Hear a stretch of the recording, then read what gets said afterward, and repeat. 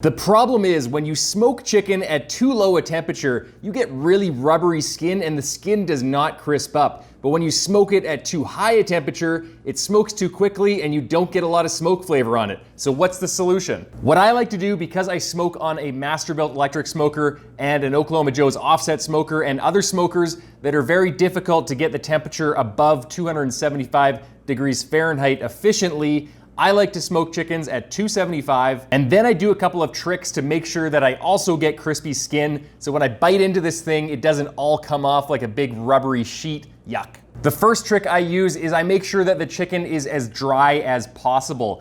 I brine these chickens for 6 hours in a saltwater solution. That recipe for the brine is in the description section below. And then I took a bunch of paper towel and I patted these chickens dry until there was very little moisture on the outside of the skin. I let them sit at room temperature for about 30 minutes just to air dry a little bit.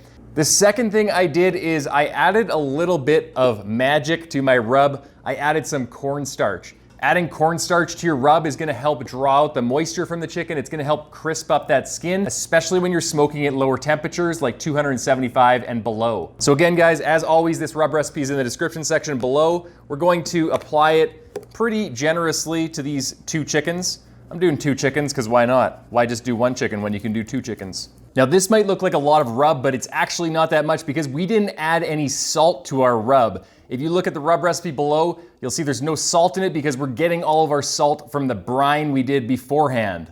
Now for this cook, I'm using my Traeger Pro 575. I'm gonna preheat it to 275 degrees Fahrenheit. So let's get these chickens onto the smoker. Now we are going to smoke these chickens at 275 degrees Fahrenheit until they reach an internal temperature of 160 degrees in the deepest part of the breast.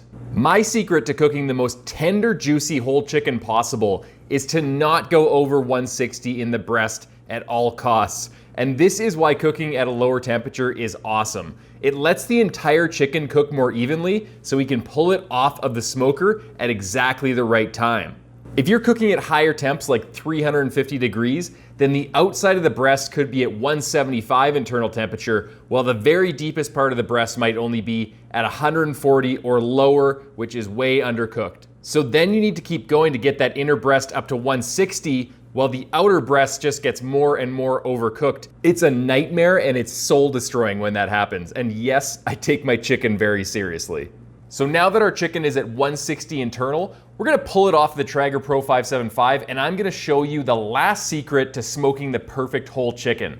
I'll leave 1 chicken as it is for comparison and I won't do anything with it. But for the second chicken, we're gonna let it rest on the counter for a full 15 minutes. This is going to stop the cooking process and it's going to lower the temperature so it's not gonna get overcooked by what we do next.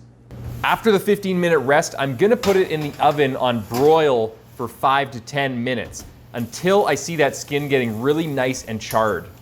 Now the skin is already super dry from that cornstarch and the cooking process, so this is going to make it extra crispy and ensure you don't get rubbery skin.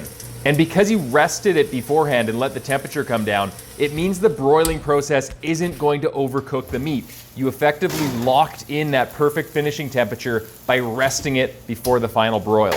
All right guys, so I'm gonna cut into the chicken that I didn't finish on the broiler first. Take a cut into the breast here. I'm just gonna find that breastbone as a guide and then I'll slice it away.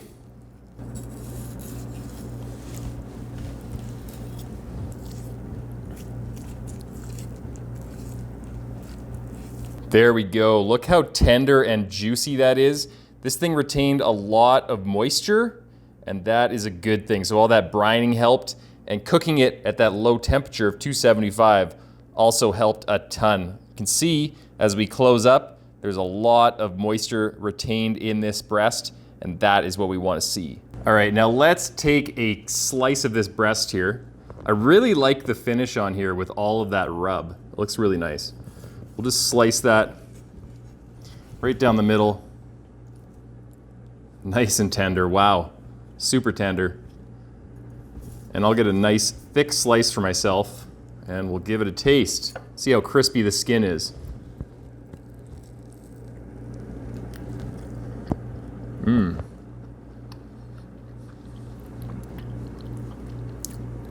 It's so juicy. It's amazingly juicy. This is perfectly cooked. I did have to sort of hold onto the skin while I bit into it because I felt it wanting to slip. It wasn't quite bite through, but it is quite good. It's not as rubbery as I'm used to when cooking this at 275. It's a lot more bite through, and I think that's because we did the cornstarch in our rub and we dried the skin out thoroughly. Oh man, this thing is so juicy though. Okay, so now let's cut into the one that we broiled on high. Let's slice that away. You can already tell that it is really, really crispy. Cut on one side of the breastbone.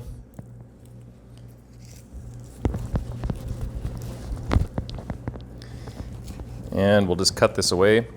I like to kind of pull up the breast while I slice this away so I'm getting as close to the rib cage as possible.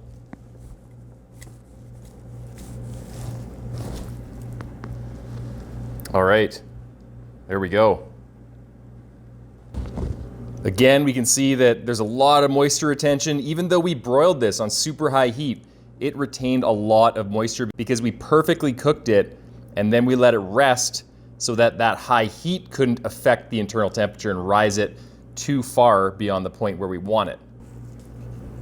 And now we'll take a slice into this guy. I can already feel that the skin is cutting a lot easier than this breast over here. We'll get a nice slice. Same size as the other one. Oh. Mmm.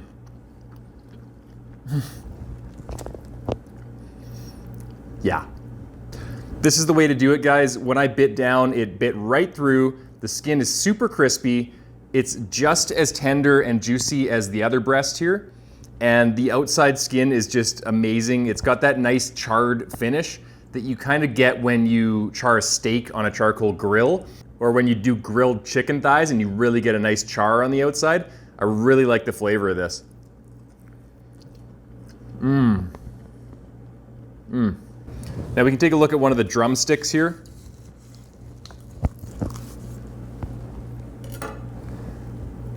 Again, it's nice and blackened. Take a bite into it. Mmm. This is definitely the way to go. Finishing it with the broiler definitely crisps up the skin.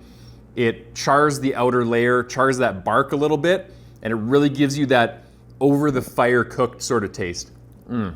Now, if you guys are looking for some other chicken videos, I'm gonna post some up here and over here, so go check those out and I'll see you in those videos.